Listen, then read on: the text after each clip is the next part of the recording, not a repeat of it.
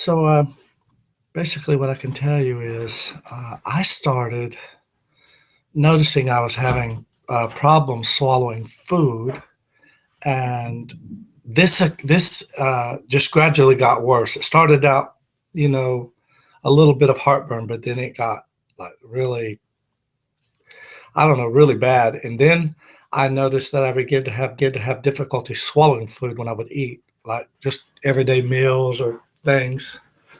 Uh, I was passive in my thinking. I thought, well, this is just a thing. It'll get better, but it didn't.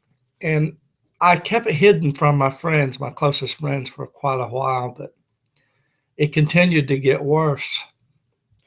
And also associated with this, in the like way ahead earlier in time, I had noticed my gingivitis or gum disease or whatever you want to call it, and it got to the point I didn't realize how serious it was until I had went to an orthodontist, and she told me that I had bone deterioration really bad. And this was all leading up to the final diagnosis of me having leukemia, and I'm now in my fourth year of my diagnosis, and I can tell you the symptoms that I had.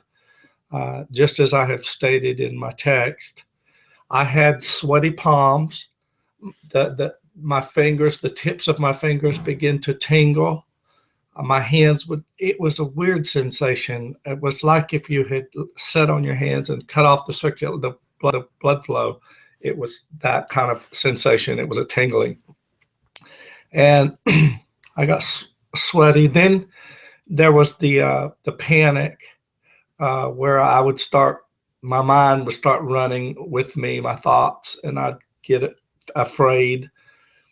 And I had to fight all this off logically. I have to fight it off in my mind and keep control of my feelings and my emotions. And it was a battle.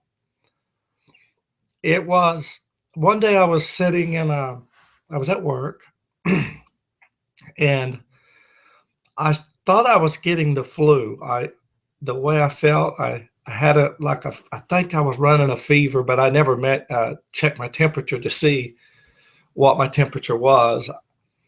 I just know that I was sitting in my chair, and that tingling sensation came back again into my fingers, and there was no soreness or anything in my arms, so it wasn't the similar effects of having a heart attack.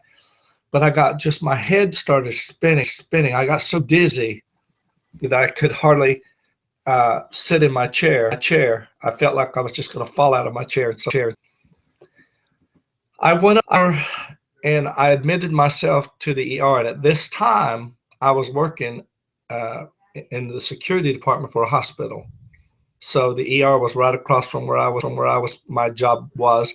I just literally could walk across, and there was the ER. And I was laughing about it. I went in, I let them check me out. And I thought they was just going to come back with a diagnosis, you have the flu.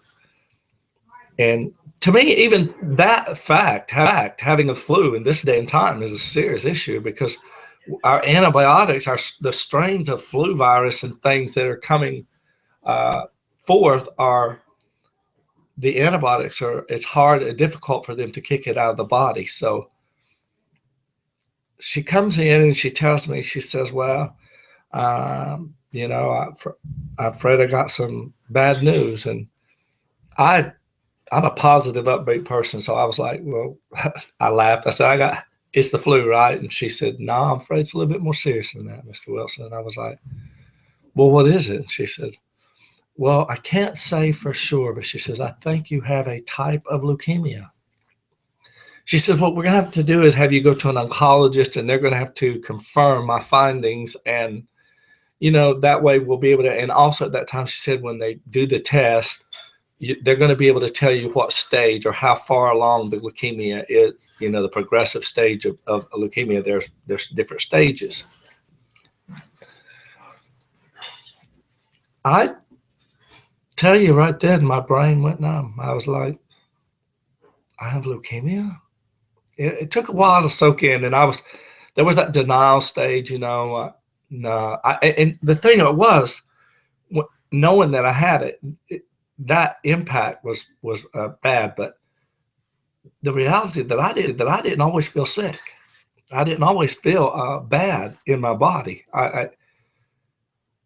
But I did notice there were things I could see physically, things happening in my body. I had uh, the type of leukemia I have is lymphatic. So I had a knot up under my armpit, and it was pretty big.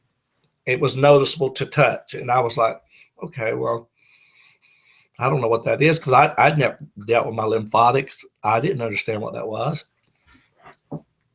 In my groin area, I had a knot just above my, right there, and it was noticeable. I mean, visible. You could actually see it with your eyes. I could feel it, touch it with my hands. And I thought, well, I don't even know what that is. But I figured it was just an ingrown hair. You know how people get ingrown hair? Sometimes it forms like a, well, anyway, so, but it wasn't. It was more serious. So the reason for this talk is that a lot of people, I mean, they're very, very confidential about what they feel or how they deal with what they feel. I don't know what you feel. I do know how I've been dealing with this. I've been uh, taking measures to try to prevent the progressiveness of the cancer, and I do it with baking soda. I do it that suppresses the acid reflux. At night, I have a difficulty when I eat. I can't. If I go right to bed after I eat, it's horrendous. But I'll get up in the night and I'll go take a teaspoon of baking soda. I'll put it in a glass of water and dissolve it and drink it, and it alleviates it. Now, so if you're having any of these symptoms or you're having any of these things, and you want to talk, you should. I mean, I'm now. I work. This is not a joke. I actually work doing this now, and I see it every day. So I know it happens to people, and I know it happens to young and old people. It's not just. It's not a. It doesn't. There's no discrepancy in age. So if you want to talk about it, just buzz in. You have a great day. Bye.